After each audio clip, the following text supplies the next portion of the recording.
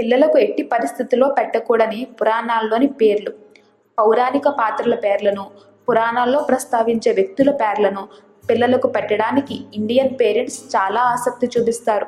కరణ్, అర్జున్, అభిమన్యు, సురభి, సిద్ధార్థ, రాధిక వంటి పేర్లను పిల్లలకు పెడుతుంటారు. అలాంటి గొప్ప వ్యక్తుల పేర్లు పిల్లలకు పెడితే వాళ్ళలాంటి రూపం, వ్యక్తిత్వం వస్తాయని నమ్ముతారు. కానీ శకుని, దుర్యోధనుడు, సతీ వంటి పేర్లు ఎందుకు పెట్టరు? కానీ పురాణాల్లోని కొన్ని ఫేమస్ పేర్లను మాత్రం పిల్లలకు పెట్టరు.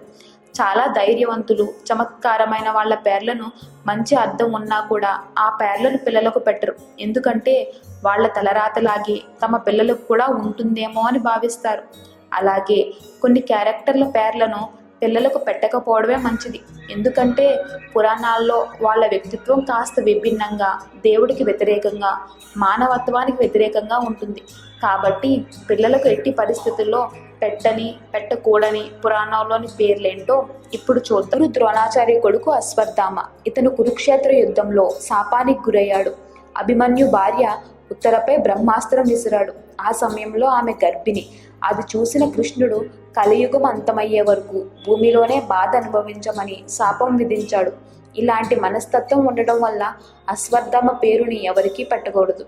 ద్రౌపది కృష్ణుడికి గొప్ప భక్తురాలు, రాజ్యానికి రాణి అయినప్పటికీ ద్రౌపది పేరుని పిల్లలకు పెట్టకూడదు. తన వైవాహిక బంధాన్ని 5 మంది మగవాళ్ళకి ఇవ్వడం వల్ల ఈ పేరుని పిల్లలకు పెట్టకూడదని సూచిస్తారు. సుగ్రీవుడు కోతి దేవుడైన సుగ్రీవుడు తన రాజ్యాన్ని కపట వంచన ద్వారా పొందాడు. అది కూడా తన సోదరుడు బలితో గొడవపడి సాధించుకున్నాడు. రాముడి చేతిలో చనిపోయాడు. అందుకే సుగ్రీవుడి పేరుని పిల్లలకు పెట్టరు. మండోదరి పురాణ గ్రంథాల ప్రకారం జాలి, దయ వంటి మంచి లక్షణాలు కలిగి ఉంటుంది మండోదరి. కానీ రాక్షసుడైన రావణుడిని పెళ్లి చేసుకోవడం వల్ల ఈ పేరుని పిల్లలకు పెట్టరు. గాంధారి శ్రద్ధాభక్తులు కలిగిన గొప్ప బలమైన వ్యక్తిత్వం కలిగిన మహిళ. అయితే గుడ్డివాడైన ధృతరాష్ట్ర రాజుని పెళ్లి చేసుకుంది. రాక్షస రాజకీయాలతో చాలా ఇబ్బందుల పాలయ్యింది.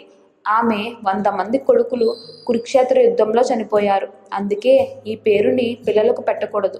భీషణుడు దూకుడు స్వభావం లేని వ్యక్తి అనే అర్థం కలిగి ఉంది. విభీషణుడు అంటే చాలా సున్నితంగా ఉంటాడని అర్థం. రాముడికి గొప్ప భక్తుడైన రావణుడి తమ్ముడు కావడంతో ఇతను అంత ప్రముఖుడు కాలేకపోయాడు. అందుకే ఈ పేరుని పిల్లలకు పెట్టడానికి ఆసక్తి పెట్టరు. కైకేయి దశరథుడి భార్య కైకేయి. రాముడు అయోధ్య వదిలి అడవులు వెళ్ళడానికి కారణమైంది కాబట్టి కైకేయి పేరుని పిల్లలకు పెట్టకూడదు. దుర్యోధనుడు యుద్ధ విద్యలలో ఆరితేరిన దుర్యోధనుడు రాజ్యంపై అత్యాశ వల్ల చెడు రాజకీయ నిర్ణయాలు తీసుకున్నాడు. కాబట్టి ఈ పేరుని పిల్లలకు పెట్టకూడదు. సతీ సింపుల్గా స్వీట్గా ఉండే సతీ పేరును కూడా పిల్లలకు పెట్టరు. ఏ ఇండియన్ అమ్మాయికి ఈ పేరు ఉండటం చూసి ఉండరు. సీత, సత్య వంటి పేర్లు ఉన్నాయి కానీ సతీ అనే పేరు మాత్రం పెట్టరు.